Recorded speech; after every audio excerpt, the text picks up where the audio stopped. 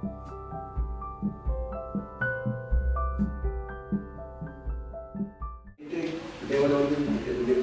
consecuencia, sí, para que no será consideración de la academia, propuesta de orden del día. Gracias. Primero, minuto de silencio por los académicos fallecidos en 2015. Segundo, saludo del presidente Dr. Juan Camilo Rodríguez. Tercero, proposiciones de duelo y candidaturas. Cuarto, designación de comisiones para 2015 por el señor presidente. Quinto, presentación de informes financieros por la tesorera académica María Clara Guillén. Sexto, presentación de libros. Séptimo, ratificación de actas de las sesiones del 4 y 18 de noviembre de 2014. Y octavo, lectura del académico de número Jorge Arias de Grey. Expediciones punitivas y cartográficas de Cartagena al Darién, a la provincia de Veraguas y a la costa de Mosquito. Leído el orden del día, señor presidente. En consideración de la academia, el texto de orden del día. Queda aprobado. Minuto de silencio en homenaje a los académicos fallecidos en 2015. El 15 de enero, el académico de número y el vicepresidente Carlos Clemente. El académico correspondiente Benjamín Espeleta, presidente y fundador de la Academia de Historia de la Guajira en 1965, fallecido el 26 de enero, y el correspondiente Alberto Lozano Simonelli, fallecido en el día de hoy. Agradezco al académico fallecido recientemente. La ceremonia de exequias del doctor Carlos Clemente Rosos tuvo la academia representada por el vicepresidente doctor Eduardo Gómez, quien llevó la palabra. Y bueno, tuvimos también el conocimiento del presidente de la Academia de la Guajira y ayer el doctor Alberto Lozano,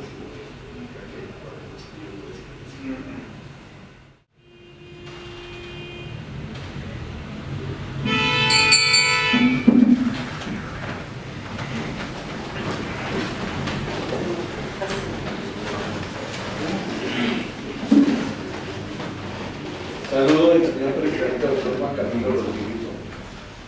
Bueno, muchas gracias por la asistencia a la sesión de la tarde de hoy, primera del año 2015.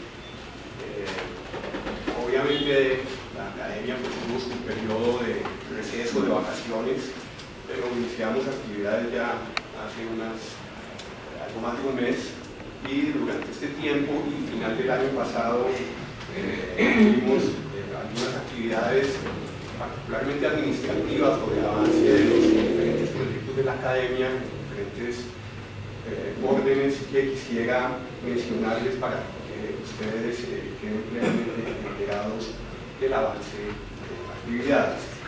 La semana pasada, el 10 de febrero, tuvimos una jornada académica con ocasión de los 70 años del Holocausto, los 70 años del cierre del campo de concentración y de exterminio de Auschwitz, y se hizo una jornada con la colaboración de las Naciones Unidas, la Confederación de Comunidades Judías de Colombia, la Fundación Sahor y la Embajada de Israel en Colombia. Una jornada muy interesante en la que participaron como exponentes Diana Uribe, Enrique Santos Calderón, Daniel Sanpertizano y Moisés Basserman. Y hubo una serie de preguntas, de debate, fue realmente una jornada muy interesante y además con una asistencia realmente maravillosa. Pocas veces ve uno el salón de actos públicos de la academia con tan buena asistencia, lo que además le dio también una visibilidad importante a la academia, y por qué no decirlo, fue también oportunidad de hacer algunos contactos en el desarrollo de lo que estuvimos hablando precisamente el año pasado en la sesión de presupuesto sobre posibilidades de recursos para financiar algunas de las actividades de la academia. El 5 de febrero pasado tuvimos acá en la academia la reunión de presidentes del Colegio Máximo de Academias. Una vez al mes nos estamos reuniendo los presidentes del Colegio Máximo de Academias, yo, el doctor Juan Mendoza Vega, por ejemplo, de la Academia Nacional de Medicina, y la mayoría de los demás presidentes, para tratar diferentes asuntos relacionados con el funcionamiento del colegio, porque diría que hemos estado muy disciplinados y juiciosos los presidentes de las academias, actuando de manera muy coordinada en una serie de propósitos comunes. Algunos de ellos asociados con las conmemoraciones bicentenarias, que vienen de aquí al 2019 y que tienen que ver también con las propuestas y los planes de acción que la misma Academia Colombiana de Historia ha formulado, otros asociados con la necesidad precisamente de revisar el Colegio Máximo de Academias, y iniciamos ya también una revisión de los estatutos del colegio para ver qué podemos hacer en ese sentido. Y adicionalmente yo puse un tema ya desde una reunión anterior el año pasado que tiene que ver con una casa que es propiedad del Colegio Máximo de Academias y que teníamos olvidada desde hace muchísimos años. A mí me contó Santiago Díaz Piedrahita sobre la existencia de esa casa y nos hemos puesto a averiguar y realmente hay una casa que es propiedad del Colegio Máximo de Academias que queda en la calle 76, Punta Grega 12, por esa zona, casa en la que funcionó durante mucho tiempo el Patronato de Artes, y el patronato la tuvo a su vez también agregado al tiempo, y casa que hoy día está desocupada, pero está en posesión de la Universidad de América. Entonces estamos buscando la manera para recuperar esa casa para el colegio y que además entre a formar parte del patrimonio del Colegio Máximo de Academias, cada una de las academias que tiene una parte de esa propiedad. Y las averiguaciones que hemos hecho, hay una casa vecina que está en proceso de venta y la persona que va a comprar esa casa estaría muy interesada en comprar también la del Colegio Máximo de Academias para poder hacer un proyecto de construcción de edificio en envergadura. Pero no será así, la casa quedaría un poco aislada y ya su potencial económico no sería tan bueno como la de Bogotá.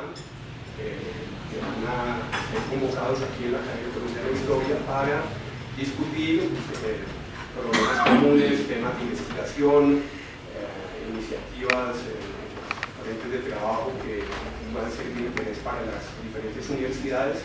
Es un poco el desarrollo del que hicimos el año pasado en la Universidad de Antioquia, que fue, hicimos no nosotros, participamos en el CIE, el Congreso Nacional de Estudiantes de Historia, de la Academia Colombiana, y ahora tenemos este caso de repetir la buena acogida que la Academia ha tenido en estos escenarios.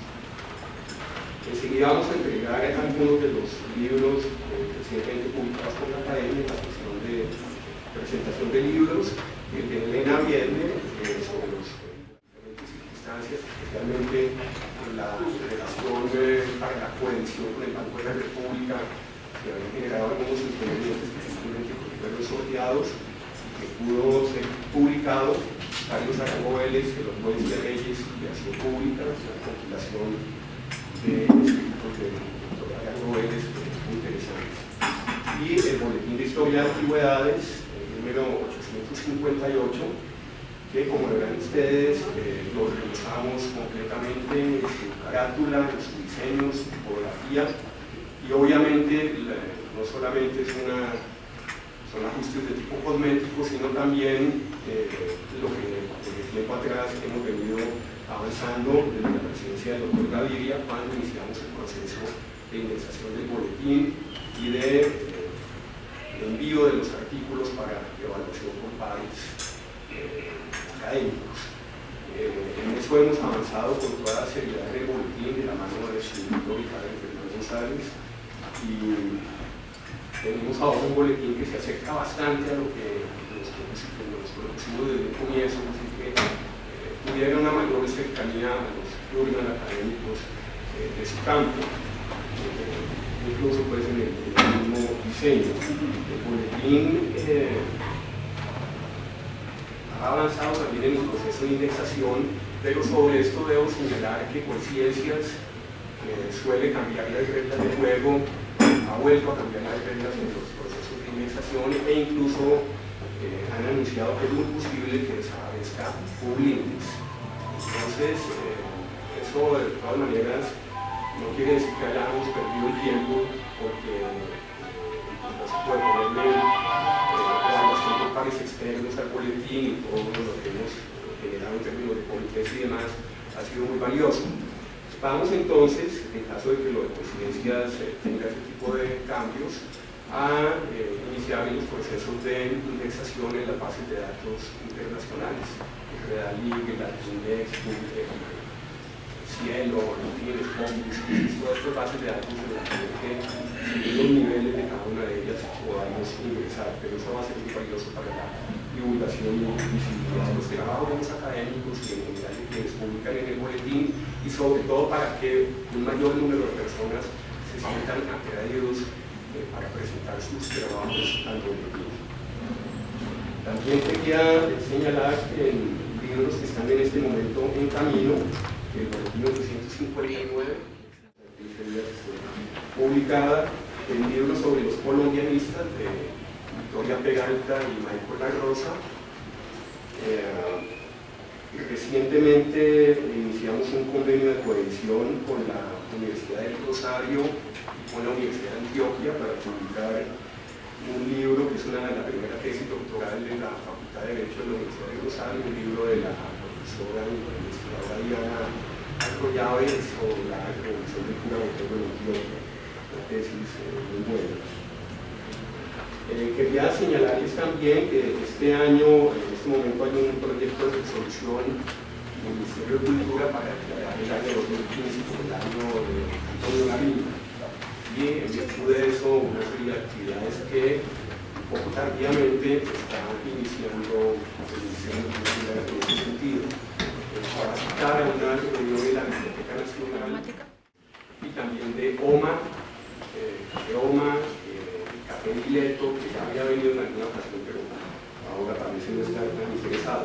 Juan Valdés y OMA sí se han mostrado interesados, y en el caso de OMA hay un interés específico en adquirir el local, pues el arriendo del local, sobre la base no de una suma fija, sino de un porcentaje de ventas. Estamos evaluando, con la ayuda del auditor externo, estimaciones de ventas para ver qué pudiera hacerse en ese sentido. En todo caso, los señores de OMA tienen una inversión importante en el local, dicen ellos que se gana 150 millones de pesos, deben cambiar todo el piso, el techo, obviamente cambiar el baño, y bueno, ya lo que tiene que ver con las inversiones propias de su maquinaria y equipo para la operación del negocio. Pero les sucedió algo así como lo que sucedió con la casa que le alquilamos a la Escuela de Artes y Oficios, que además debo decir que su arriendo fue renovado ahora por 6 meses más. Hicieron una inversión también importante y lo dejaron muy bien adecuado, pintado, arregladas las instalaciones eléctricas, las baterías de baños, en fin. Ya la no fue el local para nosotros, pues vamos a tener esa ganancia adicional. OMA además lo alquilaría por 3 años, porque si van a hacer una inversión tan alta, pues necesitan que sea un periodo pues, relativamente largo. Adicionalmente, el letrero de la fachada sería un letrero, digamos, discreto, no el color rojo, el habitual que se ve en los locales de OMA, sino unos que usan ellos en el centro histórico, un letrero un poco más pequeño, de color dorado. Pero pues, estamos en esa negociación, ya les informaré. También quería comentarles que hicimos el cambio del servicio de portería, contratamos con una firma de la Dulce Miseria, que ustedes ya habrán visto ya cancelado la forma de pues, realizando la labor de control de acceso y portería legal, además para que cumplamos con una norma que no estábamos cumpliendo, y es que las personas que prestan ese servicio de portería deben ser empresas afiliadas a entidades registradas en la Superintendencia de Vigilancia. Entonces, pues, estamos cumpliendo con esa disposición legal. Finalmente, hoy ya se formalizó y se firmó el contrato para el año 2015 con el Ministerio de Educación para la transferencia de recursos, que se le entregó al Ministerio el presupuesto y el plan de actividades. Y en la mañana de hoy, la doctora María Clara Guillén, tesorera, estuvo en reunión con el interventor. El Ministerio cambió nuevamente el interventor, lo cual a veces genera inconvenientes porque vuelven y cambian las reglas de juego. Hemos tenido ya 3 interventores a lo largo de este periodo. Pero bueno, eso también da claridad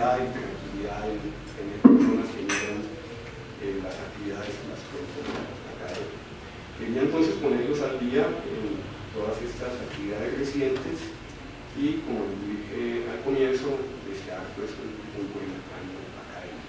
Gracias.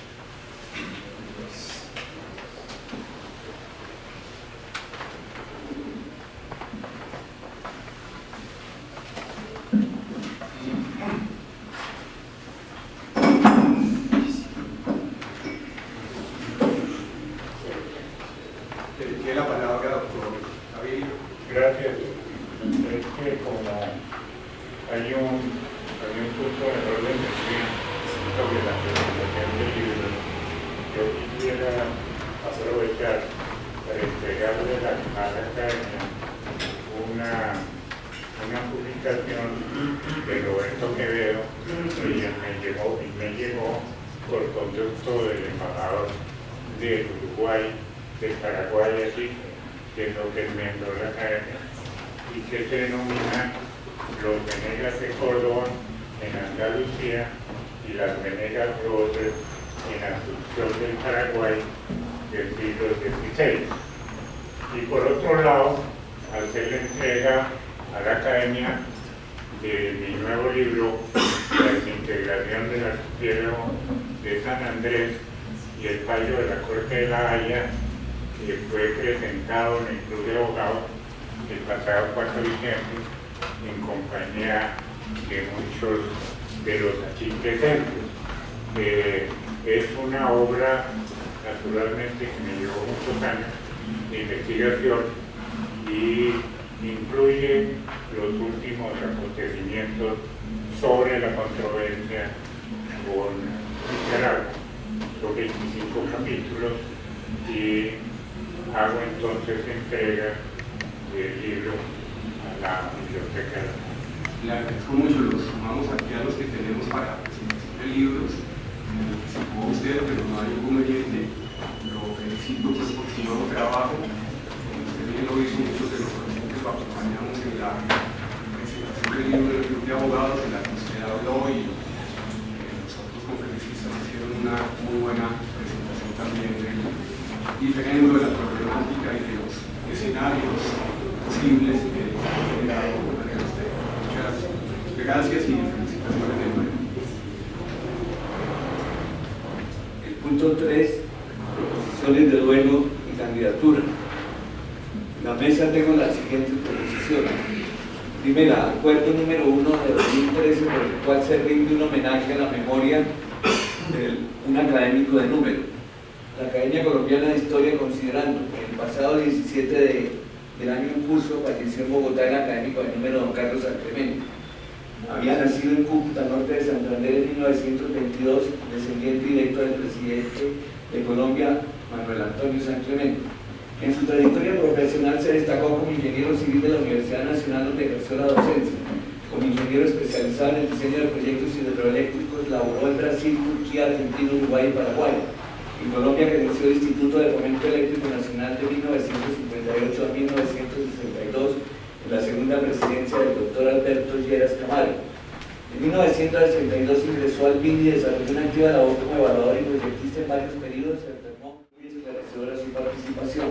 Como vicepresidente gestionó varias iniciativas financieras de la Academia, entre estas una obra de remodelación de la sede de la Academia y de fortalecimiento de su presupuesto. Asimismo, en patrocinio de un concurso entre historiadores con ocasión de la conmemoración en 2010 del Bicentenario de la Independencia, la promoción del concurso, el jurado, la publicación de la obra finalista y el premio para el ganador del concurso. En la Academia Colombiana de la Lengua, lo designó académico y participó durante varios años en la Comisión de Vocabulario Técnico como delegado de la Academia Colombiana de Historia. Fue miembro distinguido de la Sociedad Colombiana de Ingenieros y de la Academia Colombiana de Historia de la Ingeniería y las Obras Públicas. Perteneció como académico correspondiente a las Academias Nacional de Historia de Argentina, Guatemala, El Salvador, Ecuador, Real de Historia de España, entre otros. La Academia Colombiana de Historia le publicó en su colección de Historia Nacional una biografía del presidente Manuel Antonio San Clemente en el volumen 145 y 3 libros: Reseña histórica de la ingeniería colombiana en 1998, Historias peregrinas en 1999 y en 2008 una selección de sus colaboraciones en la revista Nueva Frontera, donde publicó más de un centenar de textos, estos sobre diversos temas de economía y desarrollo tecnológico. En su larga y fructífera experiencia profesional y conocimiento se nutrieron las sesiones de la Academia sobre diversidad de temas que manejaba con solvencia, siempre con una modesta y discreta actividad académica. También actuó como coordinador en la Comisión de Estudios y Asuntos de Conservación del Patrimonio Histórico-Cultural del Campo de Boyacá, escenario de la batalla del 7 de agosto de 1819 con la exterminada campaña libertadora de la Nueva Granada. Fue un ferviente colaborador del Boletín de Historia de Antigüedades, donde se publicaron varios de sus textos. Como reconocimiento institucional a su actividad profesional recibió diversas distinciones de gobiernos del exterior. Por todo lo anterior acuerdo. Artículo primero, deplorar la muerte del académico del número don Carlos San Clemente. Artículo segundo, rendir homenaje a la memoria del ilustre académico con el ceremonial de duelo que establecen los estatutos de la corporación hasta que se cumplan 3 meses de su deceso, cuando se declarará vacante la silla número 15 que ocupó. Artículo tercero, difundir en la sección Vida Académica del Boletín de Historia y Antigüedades el presente acuerdo. Artículo 4, comunicar su muerte a las academias iberoamericanas y nacionales y expresar sus condolencias a la Sociedad Colombiana de Ingenieros, a la Academia Colombiana de la Lengua y a la Academia Colombiana de Historia, de Ingeniería y las Obras Públicas. Artículo 5, enviar en nota de artículo del presente acuerdo a la señora esposa, doña Edelmira Barco Vargas de San Clemente, a sus hijas y nietos, y a su sobrino, el académico José Ignacio San Clemente Villalón, en Bogotá, a los 15 días del mes de febrero de 2015. Muy bien, a todos nos consta de las excelentes calidades académicas y humanas, constantemente, además nuestro miembro número vicepresidente, y hasta hace muy poco lo veíamos acá en las sesiones. En consideración de la academia, el acuerdo leído, el proyecto de acuerdo. Gracias, señora. Segunda proposición. La Academia Colombiana de Historia, en la sesión de la fecha, expresa su condolencia por el fallecimiento del académico correspondiente y presidente fundador de la Academia Departamental de La Guajira, el doctor Benjamín Espeleta Ariza. Envíese nota de estilo a la Academia de La Guajira, a la Academia de Historia de La Guajira, a sus familiares por intermedio del académico Wilder Guerra Cupero, en Bogotá, distrito federal, el 17 de febrero de 2015. En consideración de la academia, la proposición de vida queda aprobada. Gracias, señora Sacaña. La tercera proposición. En el día de ayer falleció en la ciudad de Bogotá el académico correspondiente, doctor Alberto Lozano. Más publicaciones, en fin. Pues ya sabemos que lo que nos da el Ministerio es, exclusivamente se asuma este año, son 308 millones de pesos. Irán aumentando en el IPC o incluso un poco menos. Y cada vez más, además, los gastos de la academia también son crecientes, porque ya los términos de mantenimiento de sus instalaciones. Eso es realmente costoso. Entonces es indispensable la colaboración de todos en la búsqueda de recursos para diferentes iniciativas de la academia, y de nuevo los invito a colaborar con esa labor.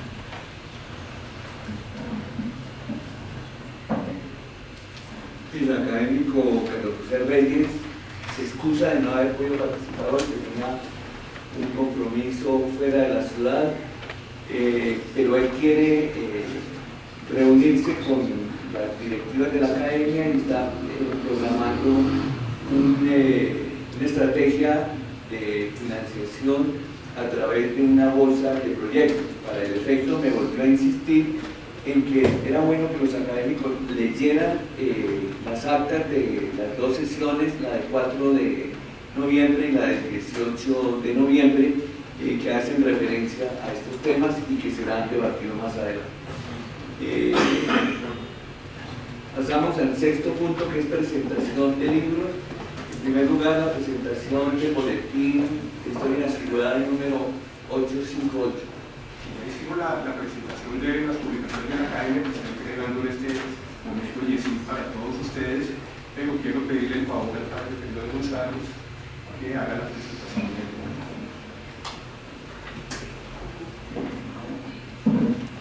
El boletín probablemente tiene una presentación un poco distinta de lo tradicional, que recoge algunos trabajos interesantes, de Ingluse, que él nunca publicó, acompañado también por una colaboración de Luis Horacio sobre la parte de sellos postales y la tema de una visión común entre él y Ingluse. Luego después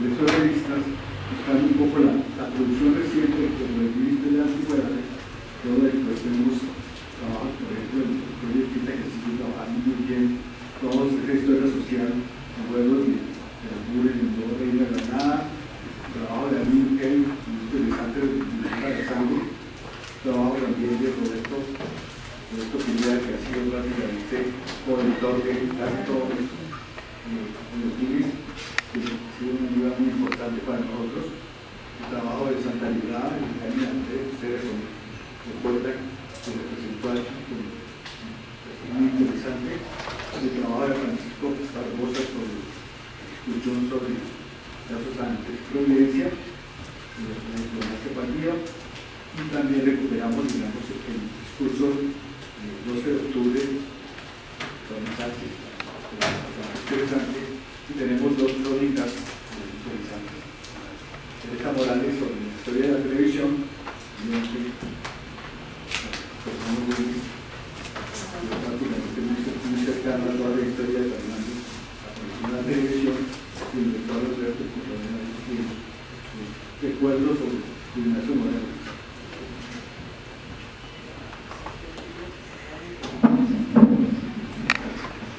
En este momento entonces ya tenemos una presentación del libro, de los libros del doctor, del académico Enrique Gaviria. Le solicitaría a los académicos si tienen algún libro para presentar hoy. Doctor Juan Mendoza. Gracias, señor presidente. Recibí en días pasados. Tiene peso. Muchas gracias. Señor presidente, recibí en días pasados del doctor médico Jaime Buenaventura, un médico vallecaucano muy conocido, un libro que considero interesante que llegue más bien a la biblioteca de la Academia de Historia, porque es curioso, bajo el título ¿Qué pasó con los médicos o con el médico?, hace prácticamente un recuento de la historia del ejercicio de la medicina en el Valle del Cauca durante casi todo el siglo XX, y tiene como parte de ese recuento, él que lo vivió muy de cerca, una serie de interesantísimos datos sobre la politización que en el Valle del Cauca hubo entre los médicos jóvenes durante mucha parte de la mitad del siglo XX hacia acá. Yo creo que estos datos, para un historiador de la medicina que quiera entrar a fondo en el asunto, pueden ser muy valiosos, y por eso voy a dejar para la biblioteca de la Academia un ejemplar de este libro. Muy amable, doctor Mendoza. ¿Algún otro académico que tenga libro para presentar?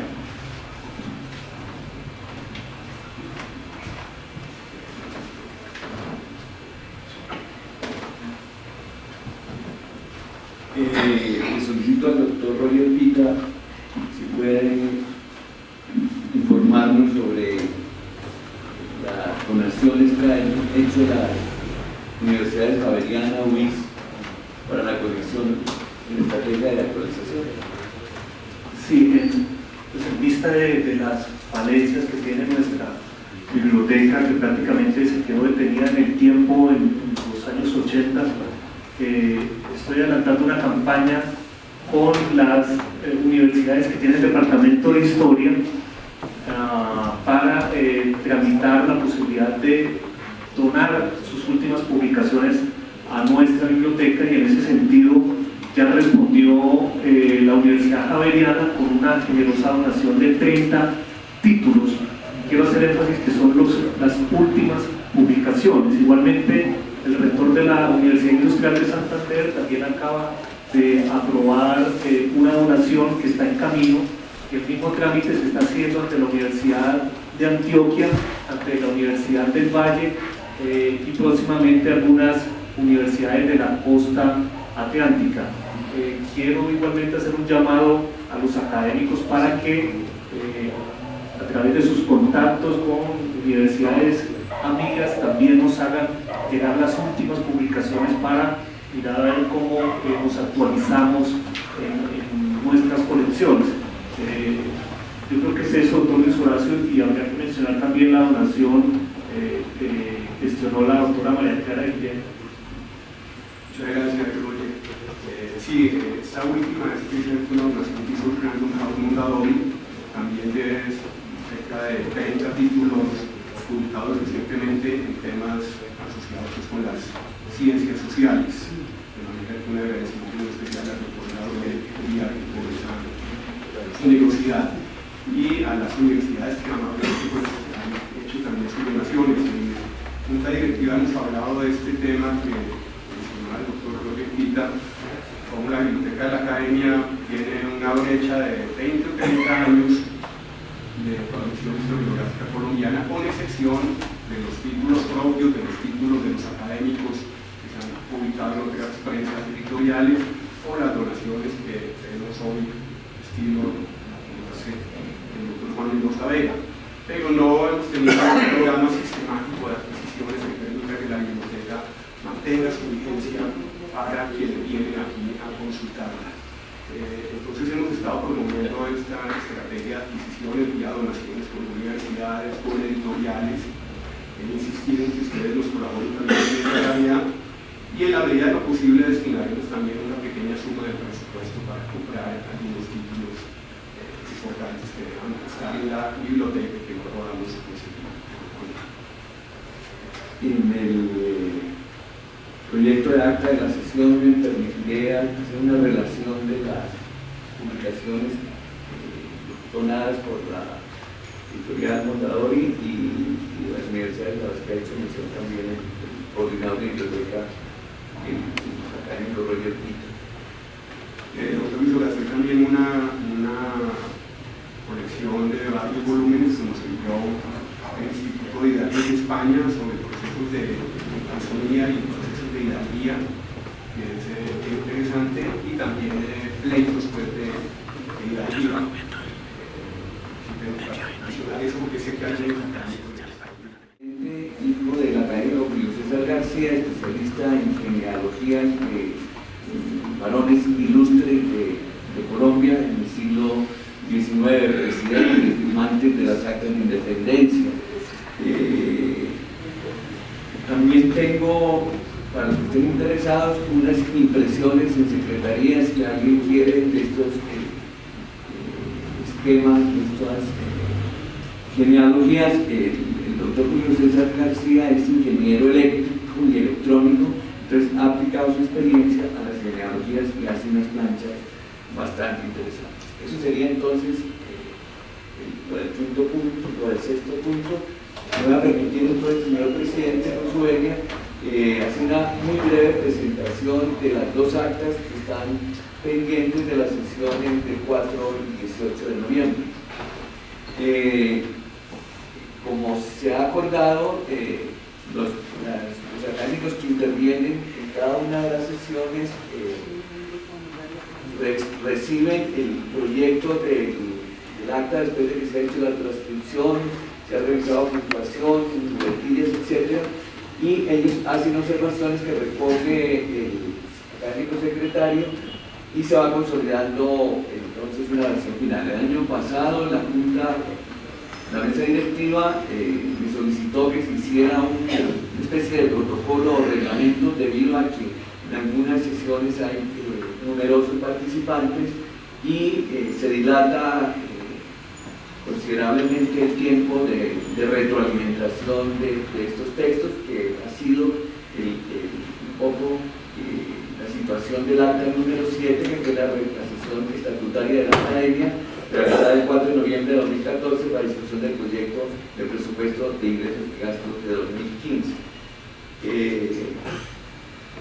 Yo me he permitido entonces recoger esta información y se le ha enviado ya el último formato a los académicos para que tuviesen conocimiento, por una recomendación muy expresa del mismo coordinador de la estrategia financiera, el académico Carlos José Reyes.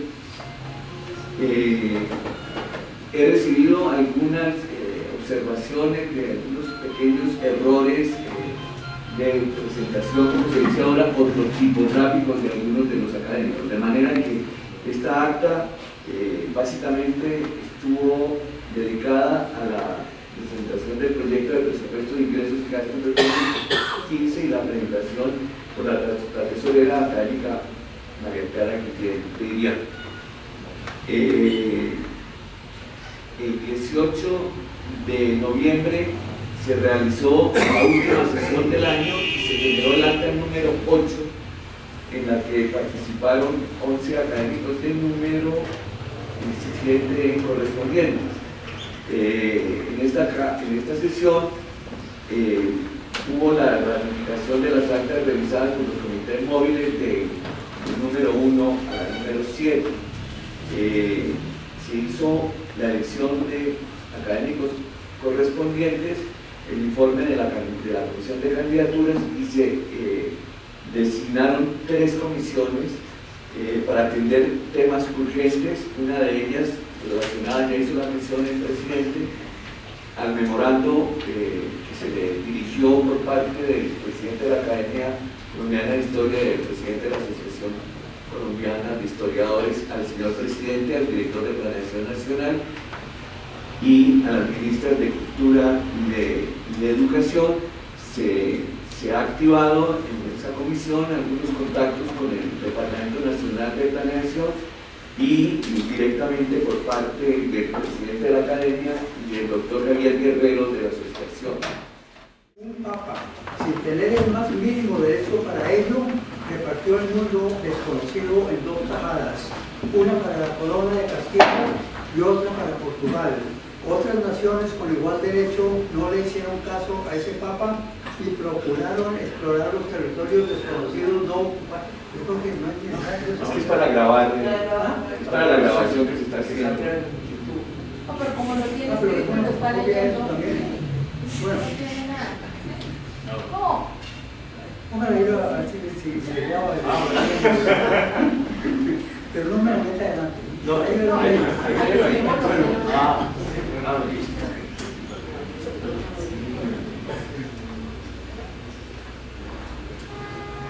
Otras naciones con igual derecho no le hicieron caso a ese papa y procuraron explorar los territorios desconocidos no ocupados aún por españoles o portugueses, territorios alejados de los centros de poder en América de los 2 reinos favorecidos.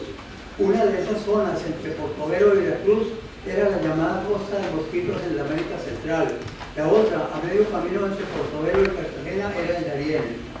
Así desarrolló Inglaterra un importante comercio con la América. Los ingleses establecieron relación con los aborígenes que en ellos aún mantenían sus dominios. Comerciaban con ellos, quienes a su vez vendían esa mercancía a los criollos que vivían en las tierras más benignas de la cordillera de los Andes. Los comerciantes ingleses se hicieron amigos de esos aborígenes y colmaban de regalos a sus caciques o reyes. Les obsequiaban pólvora y municiones que de otra manera no podían ellos adquirir. Además les otorgaban una patente que les garantizaba su condición de reyes y los subvencionaban.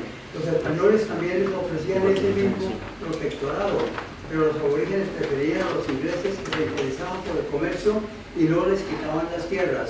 Los españoles y criollos, por su lado, buscaban hacerse a esas tierras a nombre de su muy católica y dulce majestad y veían ese comercio como un contrabando, ya que ese era un monopolio de la corona de Castilla. Los escoceses se entusiasmaron cuando William Paterson, el fundador del Banco de Inglaterra, decidió en 1796 fundar una empresa similar a la que Inglaterra tenía establecida para negociar en la India, la que determinó crear en el Darién un establecimiento escocés. Se emitieron acciones de a libra esterlina. Casi no quedó familia que no adquiriera siquiera una acción. Se recogieron 400.000 libras. Se ofrecieron para la venta lotes en el establecimiento. Se mandaron construir en Holanda y en Alemania, donde salían más baratos 7 embarcaciones. En marzo de 1698, una circular convocó a los interesados en establecerse en esa colonia en las Indias Occidentales, ofreciendo a cada participante 50 acres de tierra plantable de una habitación con 50 pies cuadrados en las ciudades.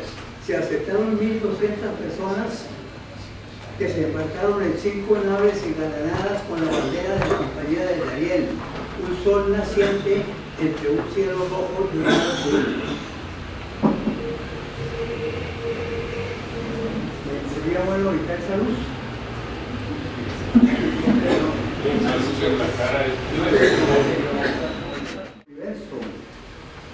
Es decir, el istmo de Panamá, para establecerse en una ruta libre hacia el Pacífico que los haría árbitros del comercio mundial. Para Europa era importante esa ruta, pues estando en la zona de Suez y el Mar Rojo en manos del Imperio Otomano, la ruta hasta el sur, hasta el oeste de Asia y Australia, es más corta a través del istmo de Panamá, que dando la vuelta al continente africano y pasando el Cabo de Buena Esperanza, el extremo de ese continente. Uno de los conciliarios recientemente nombrado, Alexander Campbell, se enfrentó contra los españoles que se acercaban, derrotándolos. La noticia de esa victoria llegó a Edimburgo. La ciudad enloqueció de alegría, pero de euforia poco le duró. En febrero de 1700, 11 embarcaciones de guerra de una segunda acción de guerra comandada por el gobernador de Cartagena de Indias, Juan Díaz Pimienta, bloquearon el establecimiento escocés que, sitiado por los españoles, capituló en abril y los colonos partieron en varias naves hacia Jamaica con bastante mala fortuna. Una de ellas naufragó en la tempestad, otro barco fue a parar a Cartagena. De los 1.300 colonos que partieron de Escocia hacia el Darién en esa segunda aventura, solo 170 regresaron con vida a su patria. En la cartografía quedaron los nombres citados y una colina con el nombre de Patterson como recuerdo de esa aventura. A este empeño contribuyó el rey de Inglaterra haciendo exenciones de derecho a la compañía y ofreciendo reponer las naves que les fueran apresadas o que se deterioraran por acción de esas naciones. Antes de continuar con la suerte de la colonia, vale la pena mencionar a los descubridores españoles de esos parajes. Desde los comienzos de la conquista fue el Golfo de Darién el límite entre el territorio que se denominó Nueva Andalucía y que se iniciaba al oriente en el Cabo de la Vela y se le dio en concesión a Alonso de Ojeda y otro, Castilla de Oro, que se extendía hacia el oeste, hacia la boca del río Chagres, y que se asignó a Nicuesa, y fue desde el Darién donde Balboa se asomó al Océano Pacífico. En 1514, en la costa occidental del Golfo del Darién, fundó Gabriel de Rojas a una población llamada Acla, que luego quedó aislada y fortificó en 1530 y más tarde resolvió trasladar a Panamá. Ese mismo lugar fue escogido por los escoceses para establecer su colonia. A esa colonia le pusieron los escoceses el nombre de Caledonia, al noroeste del cual se encuentra la Isla de Oro. Ese establecimiento causó alarma entre los españoles. El rey de España ordenó entonces al gobernador de Cartagena, que era el puesto fortificado más cercano a la costa de Mosquitos, que desalojara a los escoceses. Y también el viento reinante desde Cartagena hacia el occidente hacía que fuera mucho más fácil, más rápida la acción de los españoles que desde Veracruz o La Habana. Fue así como el teniente general Juan Díaz Pimienta realizó una acción al año siguiente al mando de una fuerza que incluía la escuadra de guardiacostas del almirante Peredo. Ante las noticias de ese ataque, muchos colonos se habían desplazado ya a Jamaica. Y la acción de Díaz Pimienta acabó con el establecimiento escocés. Mientras tanto, en Escocia se había venido preparando un segundo grupo de colonos para reforzar la colonia. Esta vez no eran solamente escoceses, eran principalmente ingleses que doblaban el número de los escoceses. La segunda expedición dejó el Clyde, a cuya orilla está Edimburgo el 24 de septiembre de 1699. Partieron 1.600 colonos, muchos de los cuales murieron durante el viaje. Llegaron a la isla de Monserrate el 9 de noviembre. El gobernador les negó auxilio. La expedición continuó el 30 de ese mismo día y arribaron a Caledonia. El establecimiento inicial estaba desierto, solo encontraron ruinas. Este segundo millar y medio de colonos llegó a su destino 4 meses después del desastre del primer intento. Se cruzaron en el camino con la noticia del fracaso anterior. Hacía 4 meses que había sido abandonado. El castillo del Nuevo Edimburgo y la ciudad estaba en ruinas. Y Nuevo Edimburgo estaba en ruinas.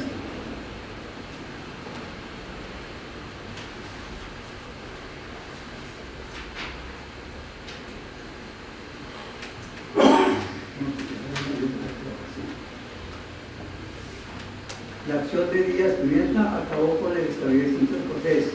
Mientras tanto, en Escocia se había venido preparando.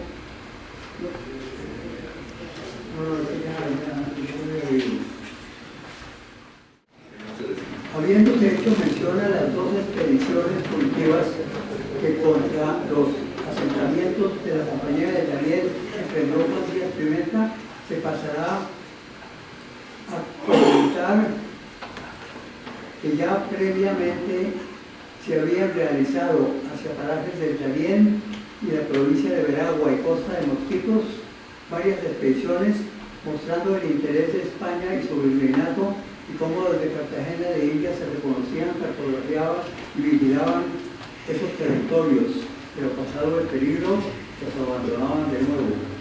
El 23 de enero de 1757, el señor virrey de la Nueva Granada ordenó que 2 balandras, Pacífico y Pastora, comandadas por don Javier de Vargas, se hicieran a la vera hacia Boca Chica, donde fondearon a la mañana siguiente para continuar hacia Portobelo, a donde llegaron a ser el 25 de enero. Recibió Vargas allí instrucciones del comandante general de Panamá sobre el envío de un táctico, Juan Bautista Patterson, y un ingeniero, don Francisco Navas. El asunto se demoró por indisposiciones del último mencionado. El 17 de febrero, habiéndose avistado un paquebote de comercio de esclavos en San Juan, apodado El Belisario, don Antonio Yepes, al mando de la Balada Pastora, intentó requisar el Belisario, que se alejó en fuga. Pronto se hicieron presentes los enviados del comandante de Panamá, y con ellos don Javier de Vargas convino lo pertinente a la comisión que le habían encomendado. El 24 de ese mes de febrero se llevó a cabo una junta para definir lo que se debía hacer si se topaban con naves extranjeras y lo referente a dar los primeros pasos con el rey Mosquito. El 25 de febrero siguiente partieron hacia las Bocas del Toro, donde habían de entrar en tratos con el rey de los Mosquitos. Vientos muy fuertes que se averiaron el mástil y la botavara el 3 de marzo y se vio entonces obligado a guarecerse en la isla del escudo de Veragua. Preparadas las averías, logró llegar a las Bocas del Toro en las primeras horas de la noche del día 13 de marzo. Allí encontraron un navío inglés. Se envió en canoa a un indio conocedor que se averiguara e hiciera señal ya convenida en caso de que el rey Mosquito estuviera con bandera de paz. Por lo tanto, inglés entregaron carta dirigida al comandante general de Panamá. El indio misionero regresó con otros 2 que se ofrecieron como guías en esas costas, lo que el comandante de la expedición, don Francisco de Navas, aceptó. Se supo que los ingleses que habían obtenido permiso del rey de los Mosquitos se habían retirado a Jamaica luego de haber perdido la balandra Morning Star, apresada el año previo por los españoles en Río Tinto. Pasaron luego a Ticupí, que dista 24 leguas de Cabo Gracias a Dios, el límite norte de la costa de Mosquitos. En esos parajes tiene el inglés Cornwall Cyrus un dependiente y varios esclavos que cuidan una mercancía que intercambia con los aborígenes a cambio de Carey. Pasó luego Navas a Chiriquí, donde esta vez esperaban poder hacer un tratado con el rey Mosquito, pero el mencionado rey dijo que era vasallo del rey británico y que ellos permitían a los ingleses establecerse allí y arribar con sus naves, y que eso no lo podían hacer con los españoles, aún aceptando que solamente prestaran tortugas. Don Francisco Navas consideró inútil cualquier protesta y entregó al cacique el regalo que le llevaba. El cacique O'Rey les contó que ellos van a las poblaciones de la cordillera de los Andes, que allí le venden a los españoles las mercancías que intercambian con los ingleses. Partieron de regreso y el día 7 fondearon en la entrada de la laguna de Riverfield, que tiene poco fondo y no es conveniente entrar en ella con las balandras. La laguna fue reconocida por Navas en una lancha en el calado. El 11 fondearon en el puerto San Juan de Nicaragua, en donde desemboca el río San Juan, llamado por esos tiempos río Nicaragua, donde los aborígenes comerciaban con los blancos de Costa Rica. Fondearon luego en Chávez el día 21. El 22 se hicieron a la vera peatonal a Portobelo y luego a Cartagena. Esta navegación permitió precisar la posición de muchos lugares entre Portobelo y el Cabo, gracias a Dios. Se conserva también una relación detallada de toda la costa desde Portobelo hasta el puerto de Omoa, realizada por el teniente coronel Nicolás de Palazuelos, fechada el 27 de mayo de ese año 1757, con indicación de los lugares geográficos.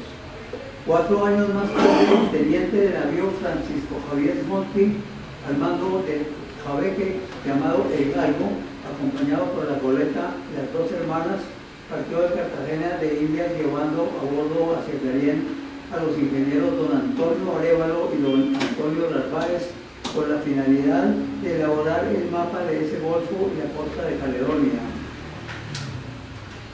El capitán de navío Francisco María Espinola, comandante de los guardacostas de tierra firme, apostados en dicha plaza, había dispuesto lo necesario para el buen logro de la comisión encargada a los citados ingenieros. En la tarde del 10 de enero de 1761 partieron hacia Boca Chica, pasaron la noche en San Fernando y el día siguiente recogieron a un lenguaraz y a varios ayudantes. Salieron entonces hacia la isla del Tesoro, la que rebasaron para fondear en la isla llamada La Palma. 2 días después fondearon en Caledonia, su destino. Tiró el jabeque un cañonazo, señal para que los indígenas salieran a recibirlos, pero ellos no pudieron. Don Antonio Arévalo se ofreció a ir en una canoa acompañado de lenguaraz para asegurarles que su ánimo era de amistad con ellos y que no les haría ningún daño. Los indígenas aceptaron y uno de ellos, Nicolás, que hablaba algo de español, les dijo que él había vivido 3 años en Jamaica y ese lugar en donde estaban las más de las veces llegaban embarcaciones inglesas que les traían ropa y municiones a cambio de calé y cacao y que en breve esperaban la llegada de una de ellas. Les dijo también que el gobernador de Jamaica había remitido a Pancho, el cacique del lugar, una patente de capitán y un bastón con mango de oro. Tuvieron también que la señal para que todos los indígenas salieran a recibirlos eran 2 cañonazos y que uno no era suficiente. Arévalo pidió de todos modos una escolta para bajar a tierra, la que se otorgó, comandada por el alférez de navío don Antonio Villavicencio, y que para más seguridad parlasen un correcto inglés. Con esas seguridades se hicieron los ingenieros de tarea cartográfica, luego de haber sido recibidos por Pancho el cacique. Días más tarde pasaron los ingenieros a hacer el levantamiento del puerto Escondido y sus islas adyacentes. Allí se entendieron con el jefe indígena José Yance, quien a su vez tenía patente del gobernador de Panamá. Le ofrecieron a Pancho una patente del rey de España, pero el rey indígena la rechazó, pues prefería conservar la que le habían otorgado los ingleses. Concluidas en la isla de Pinos las tareas de esa zona, el 24 de enero partieron hacia el Cabo Tiburón, que hicieron el levantamiento de esa costa en sus islotes hasta la punta de Caribana y luego a la punta de Arenas y hacia la ensenada de Culabá y Cascaguares, que hay en esa zona.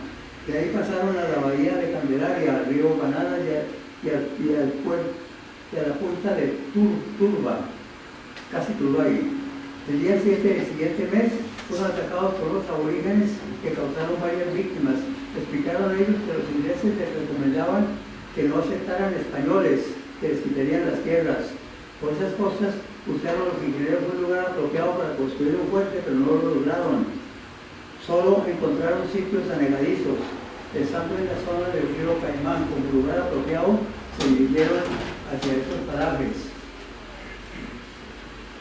Encontraron un promontorio adecuado y luego buscaron un sitio donde hubiese una cantera de piedra usable para pegar cal y construir las edificaciones.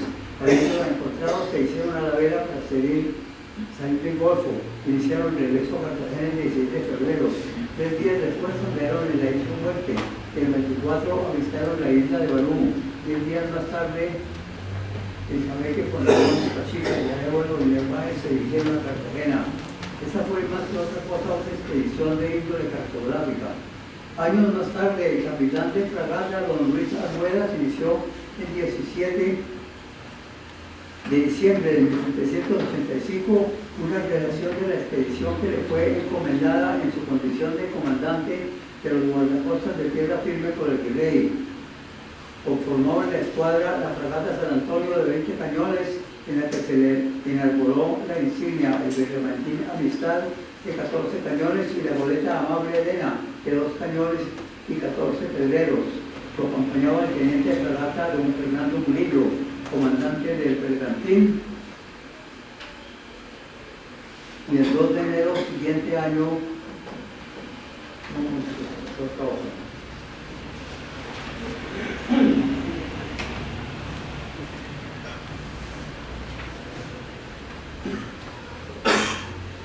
lo acompañaba el teniente de fragata don Fernando Murillo, comandante del bergantín, y don Tomás O'Neill como intérprete de lenguas extrañas. El capitán, luego de despedirse del virrey, partió el 17 de diciembre de 1786 hacia la Boca Chica, al esperar allí órdenes finales, las que le llegaron 5 días más tarde. Así que el 27 salieron hacia Caledonia. Pronto tenían a la vista la isla grande del Rosario, sin dejar de ver aún el Cerro de la Ropa. Certificaron el mapa de la costa desde Cartagena hasta la Isla de Oro. El 28 avisaron el cabo Tiburón y el Cayo de Carena en la boca del río del mismo nombre. Hacia el mediodía avisaron la costa del puerto escocés. De cerca fondearon frente al puerto de Caledonia. Salió a recibirlos el sargento mayor de las milicias de Santa Marta y comandante de ese establecimiento, a quien le entregaron los papeles que el virrey les había encomendado que lo hicieran.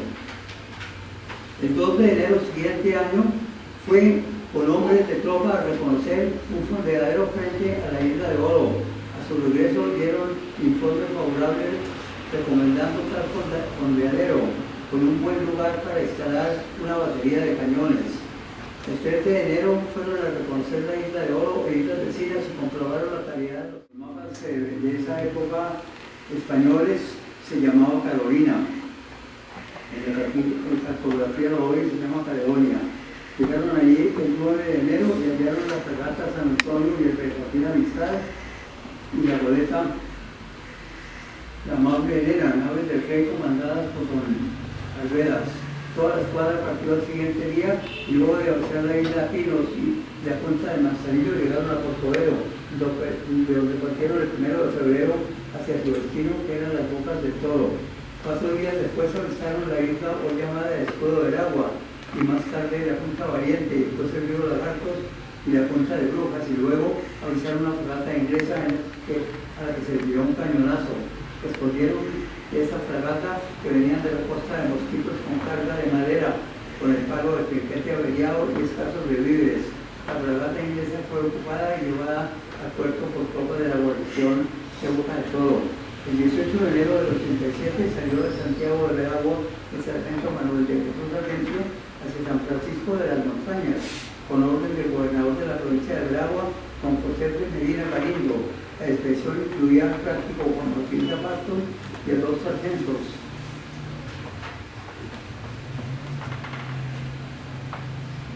Advirtieron que solamente hasta el río Chiriquí. Ustedes saben que en una de esas islas que hay enfrente de la Punta del Almirante vive un inglés que tiene gente a su servicio asegurando planchones. Dijo además que no hacía ningún daño y que como mantiene ocupados en la tarea a unos indios mosquitos, ellos tampoco lo hacen. Habiéndoles pedido que les cediesen los intérpretes, Casi que puso condiciones que debían tratarlos bien y con buenas palabras a esos sus indios, que a cada uno de ellos le diesen un machete, que no se chancearan con los lenguaraces, que los padres misioneros no los fueran a perjudicar, cumplían la misión diplomática y los tratados continuaron el río abajo. Esto ocurrió el 27 de enero de 1787. Volvieron en Chucaro y continuaron hacia Calavégola. Finalmente llegaron a la enseñada de las Bocas del Toro, ya muy cerca de la actual frontera entre Panamá y Costa Rica en la costa del Caribe. Encontraron aborígenes que vivían en guerra contra los feroces mosquitos, pero que son amigos de los españoles, quienes no los esclavizan, mientras que los mosquitos sí. Finalmente, el 14 de febrero, arribaron a su destino, San Francisco de las Montañas. Y para concluir, no queda dudas de que a los chapetones les quedó grande el descubrimiento de América y los perjudicó. La enorme monarquía que llegó a ser era improductiva, apenas extractiva, una monarquía subdesarrollada, simplemente un escalón de la cadena de intercambios, oro y tesoros de los aborígenes americanos que entregaban ellos a cambio de espejos y otras baratijas, que luego España, a cambio de más baratijas, pasaba a manos de los barqueros holandeses o alemanes. Y a los sudatas de por aquí, me parece que también nos quedó grande el virreinato, la separación de Ecuador y Venezuela, la pérdida de las tierras entre el Putumayo y el Napo, los 700 kilómetros de frontera a lo largo del Amazonas, de los que apenas nos queda un centenar, la entrega de la costa de Mosquitos, que literalmente dejó sin piso el archipiélago de San Andrés y Providencia.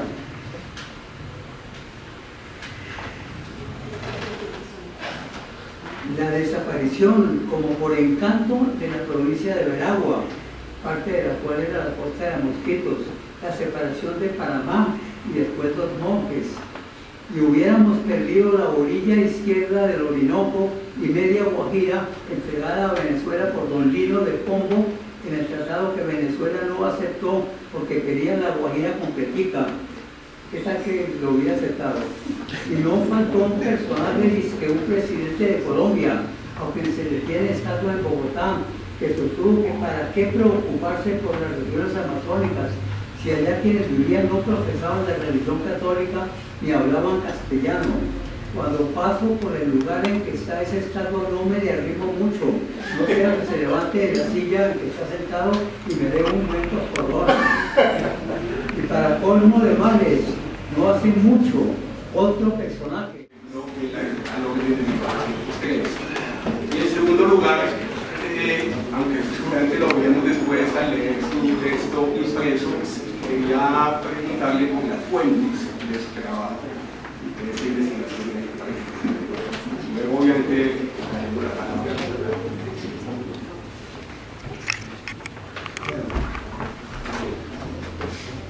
Yo voy a aprovechar unos minutos para mostrar unos mapas y hacer algunas aclaraciones sobre este ejemplo. El que está colocado acá es la carta del almirantazgo británico que tiene la costa de Mosquitos hasta Costa Rica, con las profundidades del mar en las vecindades, en esta plataforma. Esta es una plataforma sumergida, pero que está por debajo de los 200, por encima de los 200 metros. La Marina inglesa tenía de todas estas regiones pandas del mundo un mapa detallado, porque en cualquier momento sus naves que tenían que navegar por todas partes, era la reina de los mares, podían encallar en algún escollo. Por eso tienen estos mapas tan detallados. Bueno, aquí es interesante lo siguiente, que San Andrés y Providencia están separadas de esa plataforma en su parte de poca profundidad. En realidad hay aquí como una cordillera paralela, una primera cordillera paralela. Y más atrás hay otra cordillera paralela donde están los tallos.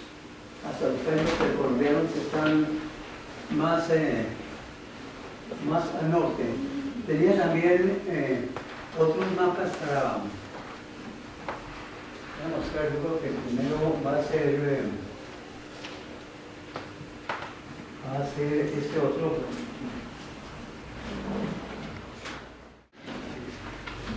Sí, lo pueden mirar.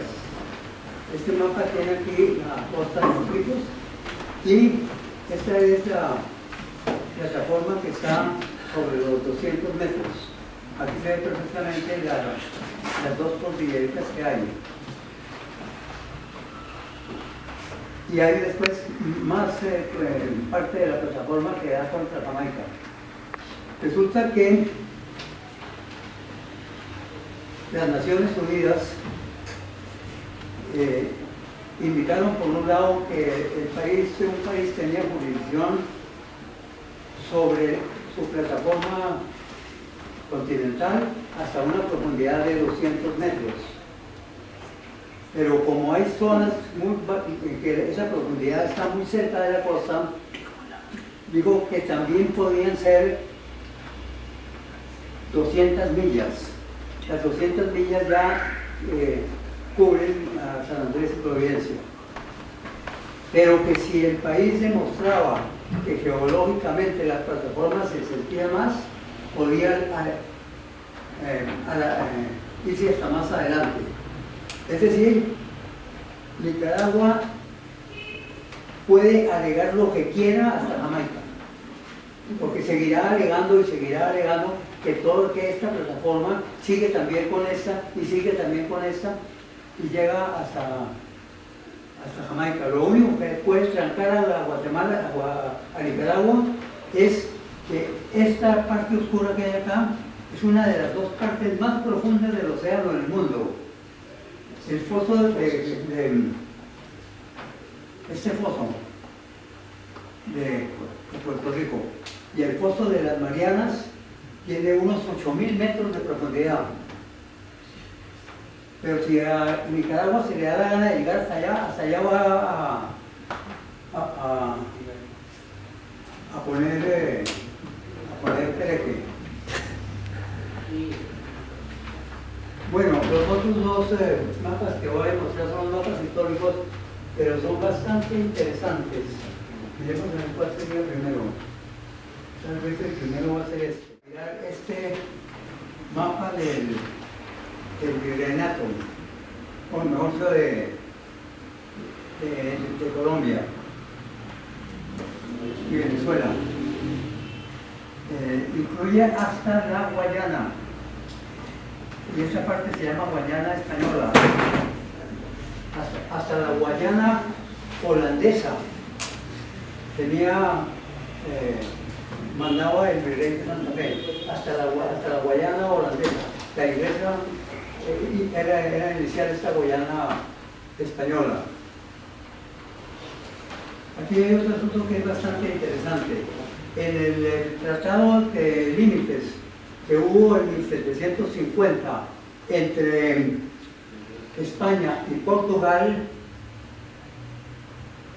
se estableció que las tierras portuguesas estarían al sur del Ecuador. El Ecuador viene como por la mitad, como por acá. Sin embargo, cuando los españoles mandaron una comisión para definir y materializar esos sitios de la frontera, 3 años después, ya los portugueses se habían metido hasta la Sierra de Parima. Pero si hubieran atendido a tiempo, hubieran puesto a tiempo atención, la frontera estaría por el Ecuador. Y hasta la boca del Amazonas. Después, ese mismo tratado dice que la zona comprendida entre las bocas de Caquetá hacia el occidente, el límite es el río Amazonas. Esa es la razón de esta punta. Es decir, esto está de acuerdo con el Tratado de España-Portugal de 1750 y fue en realidad respetado por los portugueses. Pero ocurrió que, si bien esto era jurisdicción del virrey de Santa Fe, así el virrey de Santa Fe hubiera dado en estas tierras autorización a las misiones franciscanas para que no solo se establecieran, sino gobernaran esos terrenos por delegación del virrey de Santa Fe. Pero esas misiones religiosamente dependían de Lima, por la sencilla razón de que una visita pastoral es más fácil desde Lima hasta estas regiones amazónicas que desde Santa Fe. Aquí se pasa la cordillera relativamente fácil y después se mete el obispo en una canoa con tondillo y en otra canoa van 5 soldados y el río los lleva hasta allá y después suben aquí por el capital y no hay ningún problema. Pero ese viaje era prácticamente imposible hacerlo en esa época por tierra y que lo puede hacer el obispo. Por ese motivo, Perú alegaba que su frontera era el Caquetá.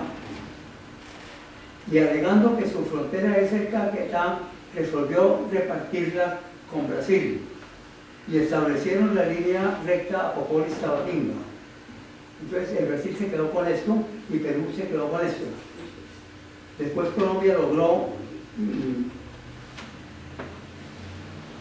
que por lo menos la frontera fuera de Putumayo, aunque debía haber sido un Napo.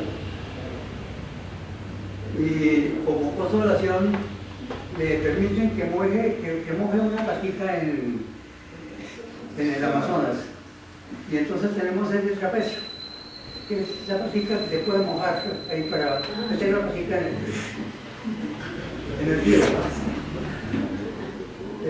Por puro descuido de Colombia no se conservó esto que los portugueses lo aceptaban y se aprovecharon naturalmente los peruanos. El otro mapa que les voy a mostrar es un mapa que me encontré.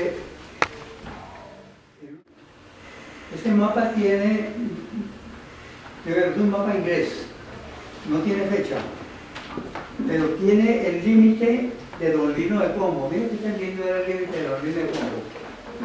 Colombia no llegaba hasta el Loco, sino aquí como desde Arauca se venía hacia el sur en línea recta.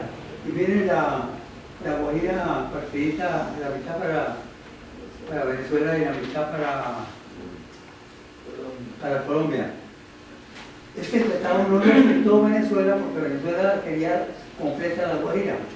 ¿Qué tal si lo hubiera aceptado? Pues ni siquiera teníamos nada que ver con el Orinoco. Bueno, este otro mapa tiene otro detalle interesante. Con los colores de Colombia, ya está Costa Rica, por consiguiente es después del año 1738, se formaron estas naciones de América Central y tiene la costa de Mosquitos. Con el nombre de la parte norte, Celaya del norte, y la parte sur, Celaya del sur. Esto es prácticamente lo mismo que en los mapas modernos nuevos de Nicaragua se llama la provincia de Celaya. Es prácticamente igual. La diferencia está simplemente en que en el mapa moderno no termina en este río, sino un río un poquito más al sur. Bueno, es el mapa de los ingleses. ¿Qué quiere decir? Puede querer decir dos cosas. Porque realmente Colombia sabía qué era lo que tenía en la costa de Mosquitos, no únicamente la costa, como aparece en la mayoría de los mapas recientes, sino realmente un territorio que va aquí hasta las montañas. O puede ser también que este es el protectorado inglés que ellos mantenían con los indígenas mosquitos. De modo que puede ser dos cosas. O que realmente había conciencia en Colombia de que este era el tamaño de la costa de Mosquitos. Digamos, este mapa, esta frontera es una frontera que fue después descartada por Mosquera, que inclusive se pasó más adelante ya hasta el río Casiquiare, hasta el brazo Casiquiare. Pero puede ser también que este es un mapa inglés y que este es el protectorado que ellos creen que están ejerciendo sobre la costa de Mosquitos. Hay una pregunta del doctor Cabella. No es exactamente. Y quería, de todas maneras, retirarle parte de lo que vemos en ediciones, por ejemplo, de la Viena, de Agua y Mosquitos, porque no les interesó actualmente la archipiélago de San Andrés y Providencia, y hubo un impacto ya en esa época de 2018 para que se tomara la decisión de la generadora de emisiones ustedes. Y luego, yo simplemente quería felicitar a Jorge por esta excelente exposición y poner sobre el tapete un aspecto que en Colombia no ha sido lo suficientemente estudiado y que es vital para la defensa de los intereses nacionales. Porque es que resulta que precisamente lo de la costa de Mosquitos, cuando nosotros se la regalamos o la cedimos a Nicaragua, ¿no? Lo mismo que las Islas Manches, fue que comenzó el proceso de reclamación de Nicaragua sobre el archipiélago de San Andrés y Providencia.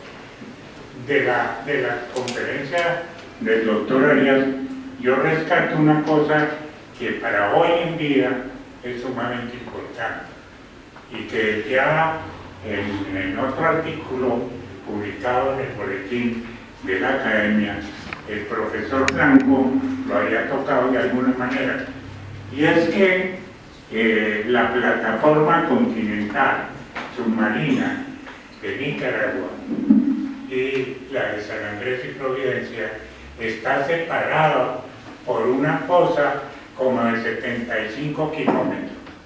Pero sin embargo, el gobierno colombiano, por lo menos hasta ahora, nunca ha negado eso absolutamente en los alegatos frente a Nicaragua, porque es que Nicaragua nos volvió a demandar. Nos demanda para que le entreguemos una plataforma continental extendida que va prácticamente hasta Cartagena. Y lo único que hizo el gobierno nacional fue pensar en unas excepciones preliminares que nadie sabe cuáles fueron. Yo entonces todo preguntar eso, nadie lo sabe, ¿no? Pero bueno, yo no me quiero referir a eso porque yo tengo mi posición muy clara sobre la errática política internacional de Colombia, no solo ahora, sino desde siempre, porque es que lo que dijo Jorge es exacto. Este país no se ha distinguido sino por la entrega de territorio. Los que nombró, así son, todos. Inclusive en la nota de los monjes, nosotros, Venezuela, incluyó una nota que había mandado don Lino de Pombo, también usted lo nombró, don Lino de Pombo, en que decía que Colombia se había equivocado al reclamar los montes porque se han confundido con los mangues.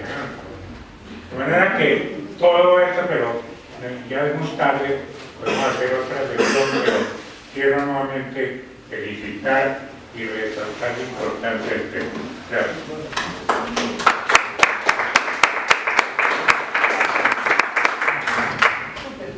Bueno, muchas gracias de nuevo por la asistencia.